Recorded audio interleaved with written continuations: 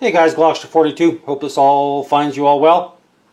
So let's do a little show and tell of a diorama I've just completed. This is based off the most excellent book by Michael H. Pruitt, Panzerkampfgruppe Schwarz, a photographic study of the battles for the Ostsack and Westsack in Narva 1944. So basically what we've got here is a mid-production Tamiya Tiger with no Zim. None of the pictures show Zimmerit on Tiger 212 in this area. We also have this figure right here is a Tamiya body with a Hornet head. He's a little bit small. It's one of Tamiya's older figures, so it's a little bit under scale. So by himself, he doesn't look too bad. Now these figures on the back of the tank are the at-rest figures from Mini Art, based in Krakow, 1943.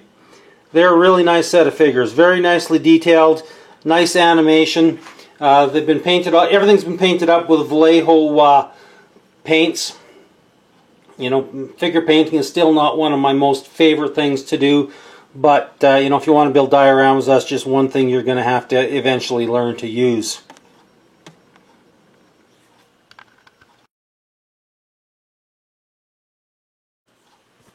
Now these two figures are here are Alpine resin figures. Very nice, but they're slightly overscaled. They're probably closer to 32 scale than 35th scale. These guys would probably be pushing next to these guys. These would be about 6'2", 6'4". These guys would be about 5'8", 5'10". So down here you can't really tell how much bigger and heavier and bulkier they are. So that's why I've kind of created the step. The bigger, heavier pieces in the front, the smaller pieces going to the back. Now this guy looks to be a take on Oberstratz. Like that's the fellow that the whole group was named after.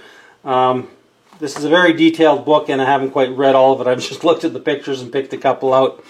Now like I said, the tank is by Tamiya, pretty much built out of the box. I did add some photo etch grates and grills on the back, and some picture hanging wire for tow hangers, and a few little details in light conduits and whatnot. Otherwise, it's pretty much straight out of the box.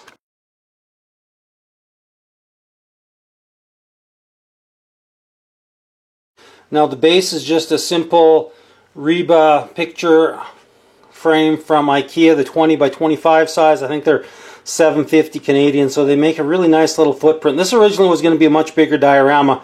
I was going to have an SU-76 in and a whole bunch more details, but I just didn't think it worked as well as just this simple little base.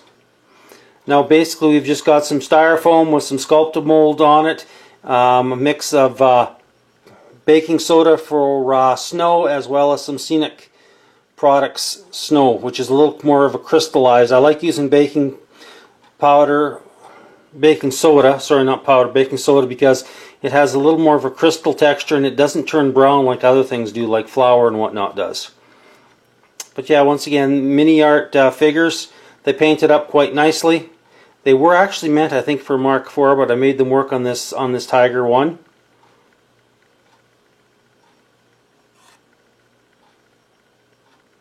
Yeah, it was a fun build. I built this kit quite a few years ago, and I just actually got around to painting figures here last November, December. And I was actually I've painted figures for almost 2 straight weeks, so I've got a couple more dioramas in the go to get finished here for the next few days before hopefully work kicks in again. God only knows. So yeah, and then the dirt section is just plain old dirt from the flower bed that I picked up during the summertime. Remember, these tanks were kept fairly clean. The running gear didn't get too greasy because the Germans did have their Soviet workers that did do maintenance and clean the tanks off usually every night if they weren't in the middle of a full up shootout.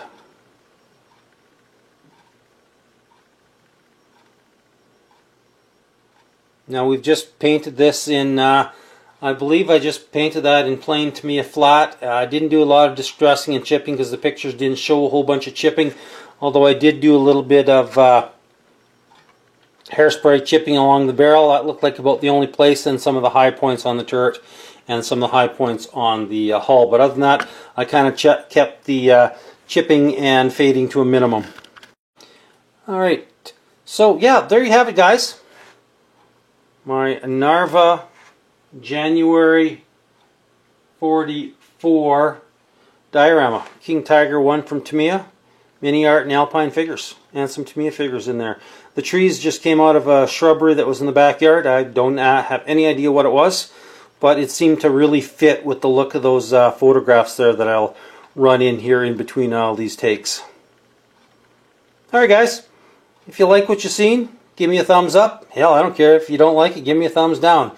It's the more interaction, the more the YouTube algorithm publishes and you know, suggest my channel to other people. And if you like what you see, give me a thumbs up. Like I said, maybe subscribe, hit that notifications button. We'll be having a video a week for the next little while until I run out of videos or I got to go back to work. One of the two. Alright guys, later. Thanks for watching. Take care.